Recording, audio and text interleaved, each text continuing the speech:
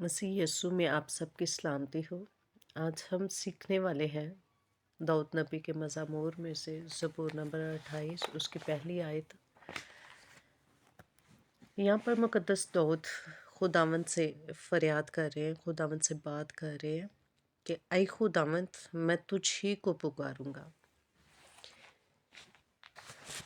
मुक़द्दस दाऊद खुदावंद से फरमाते हैं कि ऐ खुदावंद, मैं तुझ ही को पुकारूंगा। यहाँ पर मुक़द्दस दाऊद अपने ईमान का लेवल बयान कर रहे हैं कि मैं सिर्फ़ और सिर्फ आप ही को पुकारूंगा, आपके सिवा किसी और के पास नहीं जाऊंगा। ना मैंने कोई अपने जादूगर अलग से रखे हुए हैं, ना मैंने कोई दरबार रखे हुए हैं, ना मैं किसी बाबों को जानता हूँ जो मेरे लिए कुछ करें, जो मेरी मुसीबत को दूर कर सकें, जो मेरे मुश्किल वक्त में मुझे निकाले या मेरा साथ दें। कोई ऐसा नहीं है मेरा तेरे सिवा।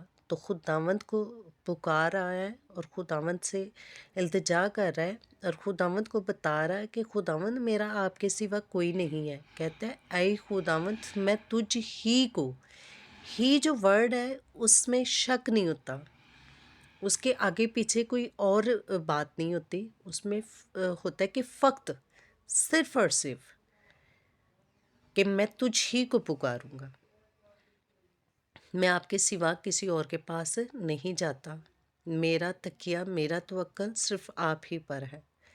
वो अपने ईमान को बढ़ा रहा है, यहाँ पर ईमान बता रहा है अपना कि मेरा ईमान इतना है और खुदावंद, मुझे आपके सिवा तो और कोई नहीं नज़र आता कि जो इतना पावरफुल हो, वो मुझे मुसीबतों से, परेशानियों से निकाल सके। ऐ खुदावंद, मैं तुझ ही को पुकारूंगा। ऐ मेरी चट्टान, तू मेरी तरफ से कान बंद ना कर। कहता है खुदावंद, एक जगह पर मुक़द्दस दाऊद ने फरमाया है कि ऐ खुदावंद, अगर तू मुझसे रूपोश हो तो मैं घबरा उठूँगा।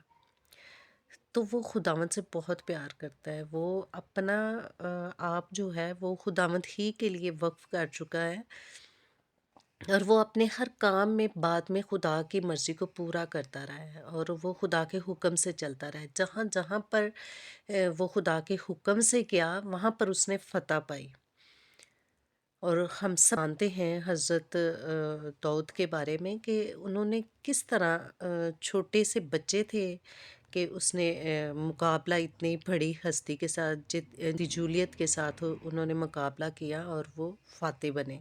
वो इसीलिए फ़ातेह बने कि उन्होंने खुदा पर तकिया किया हुआ था। वो खुदा की मर्ज़ी से चलते थे और खुदा उनके